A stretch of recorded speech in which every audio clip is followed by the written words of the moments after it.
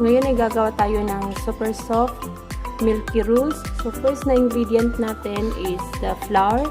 So yung ginamit namin is self-raising flour, 500 grams.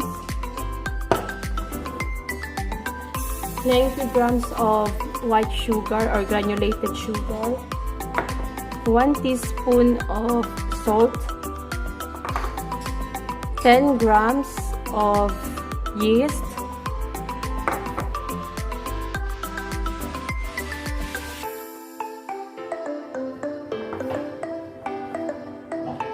280 grams of lukewarm milk. Tapos isang itlog. So 1 whole egg.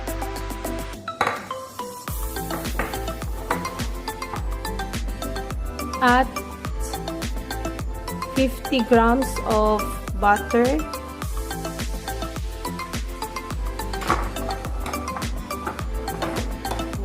Okay.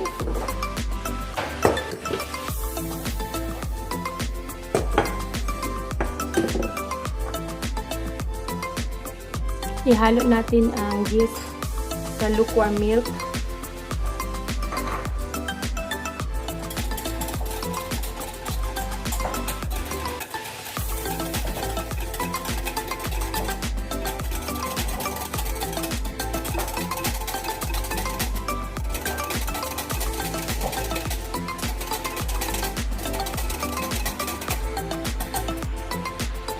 So, wait ng mga 5 minutes, ilagay natin sa gilid. While nag-wait tayo ng 5 minutes para sa ating yeast, magsisift tayo ng mga dried ingredients.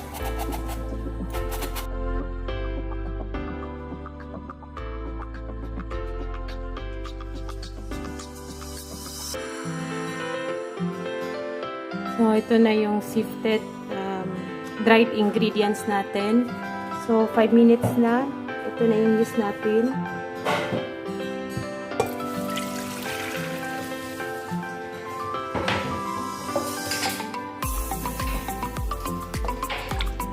Ilagay natin yung isang egg.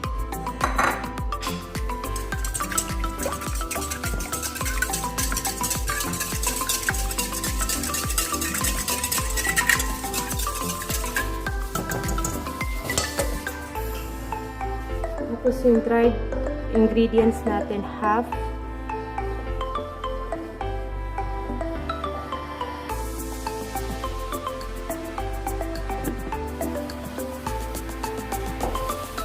Kung wala kayong mixer, stand mixer, hand mixer, pwede din siya gawin yung i-knead nyo lang ganyan. I-mix nyo muna tapos knead ang gamit natin.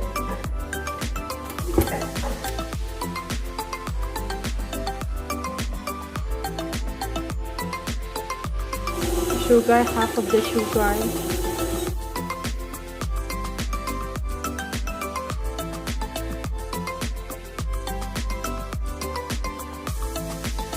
Ilagay na natin yung remaining na ingredients.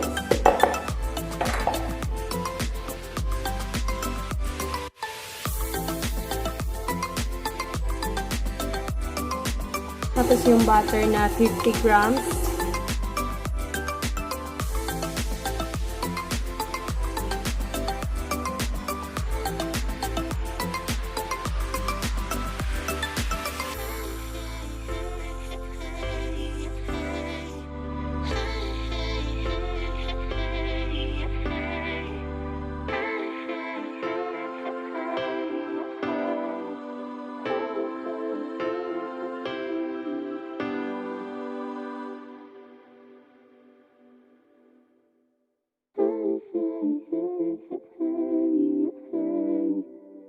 Sa isang mixing bowl, maglagay tayo ng konting oil para ilagay natin mamaya yung dough natin.